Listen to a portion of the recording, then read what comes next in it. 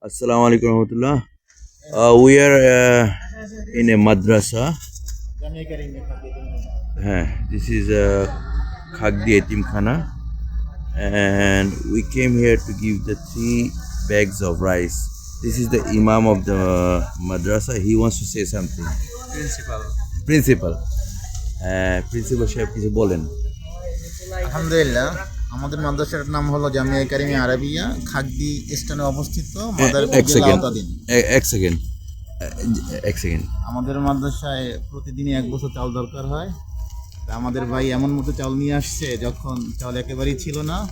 তা ভাইয়ের কাছে বললাম যে আমাদের 15 বছর চাল লাগবে বন্ধের আগ পর্যন্ত, যদি ব্যবস্থা হয় আলহামদুলিল্লাহ আমরা অনেক দোয়া করব, এতিম ছাত্ররা দোয়া করবে, অসহায় দোয়া করবে। আল্লাহ তাআলা আপনারও ব্যবসার মধ্যে যদি বরকত দান করবে। So alhamdulillah, we just deliver 3 bag of rice on this etimkhana. They always shortage of rice. Always they have to go ask everyone.